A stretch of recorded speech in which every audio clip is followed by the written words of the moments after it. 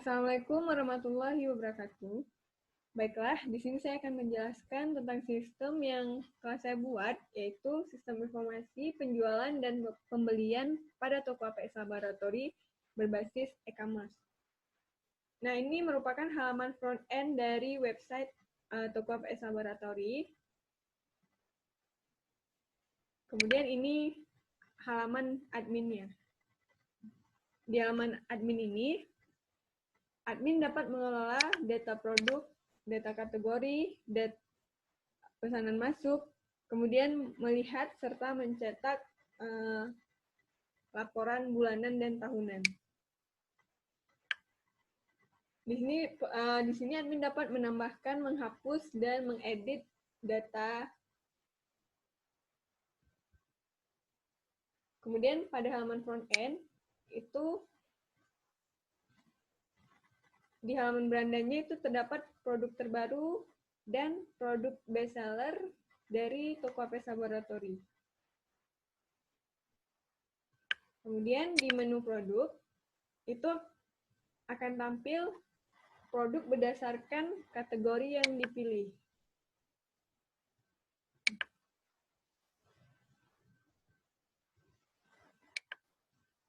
Kemudian pelanggan juga dapat melihat detail dari produk yang dipilih yang berisikan informasi tentang produk. Kemudian pelanggan juga dapat menambahkan produk ke keranjang. Nah, otomatis di menu keranjang itu akan bertambah satu produk yang dipilih tadi. Kemudian kita cobakan menambahkan produk satu lagi. Nah, di sini juga akan otomatis bertambah menjadi 2. Nah, kita lihat keranjang belanjanya. Nah, ini menu keranjang belanja dari website toko APS Laboratory. Berisikan harga, jumlah yang dibeli, kemudian berat dari produk, dan grand totalnya. Nah, di sini ketika pelanggan ingin melakukan proses checkout, itu akan dicek dulu apakah pelanggan sudah login atau belum. Jika belum, itu pelanggan akan diarahkan ke halaman registrasi. Nah, jika pelanggan belum mendaftar, maka pelanggan harus registrasi terlebih dahulu dan kemudian melakukan verifikasi melalui email dan baru login dengan email dan password yang telah didaftarkan. Nah, di sini saya akan mencoba login dengan email dan password yang telah didaftarkan dengan memasukkan username dan password. Nah, itu akan langsung diarahkan ke menu dari pelanggan, di mana ada dashboard, keranjang belanja, pesanan saya, profil saya, dan logout. Nah, di sini baru pelanggan dapat melakukan proses checkout. Diklik checkout, itu akan muncul ke halaman input form checkout.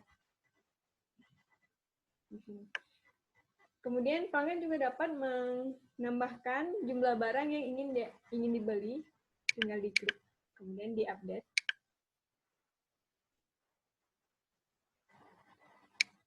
Kemudian harganya juga akan harga dan berat juga akan otomatis bertambah sesuai jumlah yang dipilih. Nah, kemudian pelanggan mengisikan provinsi atau kota tujuan atau kota pengiriman untuk mengecek biaya ongkir. Nah, di sini misalkan kita pilih kota tujuannya Sumatera Barat, kemudian kotanya Padang, kemudian pilih ekspedisinya. Di sini yang tersedia ada JNE, Tiki, Pos Indonesia. Misalkan kita pilih Tiki. Nah, di sini paket yang muncul itu akan otomatis sesuai dengan ekspedisi yang dipilih. Nah, di sini kemudian di pilihan paket itu akan muncul biaya dari ongkirnya, kemudian berapa hari barang akan dikirim gitu. Untuk pengirimannya berapa hari gitu. Bisa kita pilih yang untuk ini 4 hari, kemudian masukkan kode posnya. Nah, di total bayar itu akan otomatis bertambah dengan biaya ongkir. Kemudian proses checkout.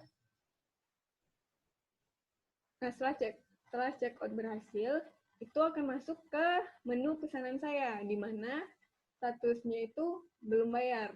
Nah, di sini pelanggan juga dapat melihat detail dari produk yang dibeli. Nah, ini tadi yang dibeli, jumlahnya segini, terus harganya, totalnya segini. Nah, kemudian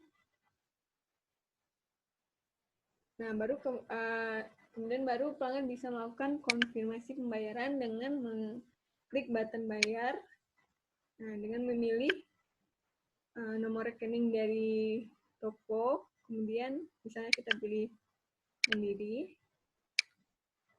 kemudian mengisikan informasi bank si pelanggan, nomor rekeningnya, ini nama pelanggannya, kemudian upload bukti bayar.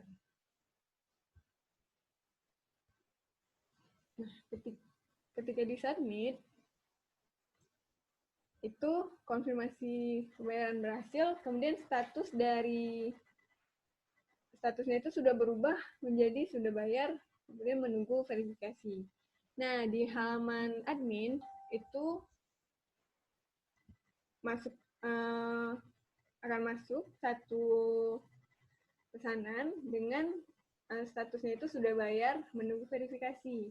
Nah, admin juga dapat melihat detail atau mengecek bukti apakah sudah dikirim bukti pembayaran oleh pelanggan atau belum. Ini. Kemudian kalau sudah, baru admin memproses pesanan tersebut. Nah, ketika pesanan berhasil diproses, itu pesanan tadi akan masuk ke halaman diproses dengan statusnya itu diproses atau dikemas. Nah, kita lihat di halaman pelanggannya, yang pesanan tadi itu juga akan hilang di pesanan dan dia akan berpindah ke halaman diproses dengan statusnya terverifikasi atau diproses atau dikemas. Kemudian di halaman admin, admin melakukan kirim nomor resi, misalkan ini pada 78473887. Ketika diklik kirim, itu pesanan yang diproses tadi juga akan berpindah ke dikirim dengan statusnya itu dikirim. Kemudian keluar nomor resi yang diinputkan tadi. Nomor resi ini akan dikirimkan kepada pelanggan. Nah, kita lihat pada halaman pelanggan, itu yang pada pesanan yang diproses tadi juga akan berpindah ke halaman dikirim dengan statusnya dikirim. Kemudian jika pelanggan telah menerima barang tersebut, pelanggan dapat melakukan konfirmasi kalau barang telah diterima dengan mengklik button diterima. Kemudian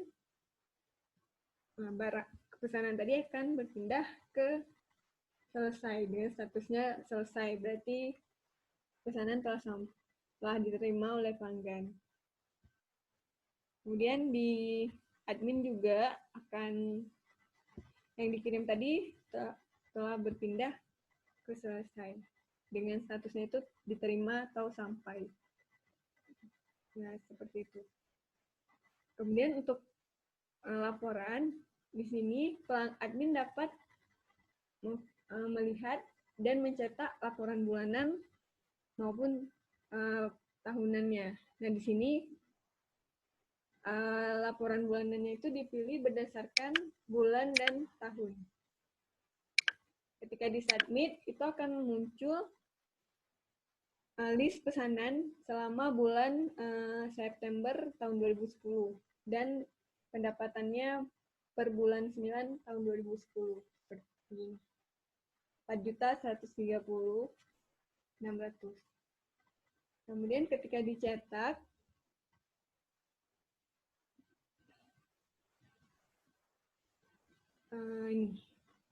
ini hasil dari laporan setelah dicetak.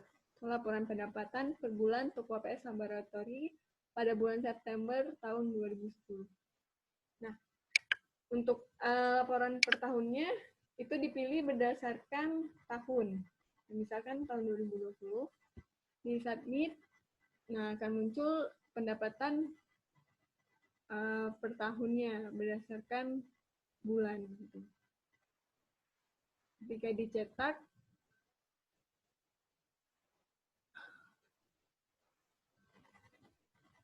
ini laporan pendapatan untuk APS Laboratori tahun 2020 per tahun 2020 ini.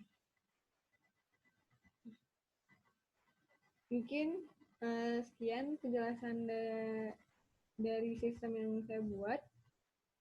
Saya sudahi. Assalamualaikum warahmatullahi wabarakatuh.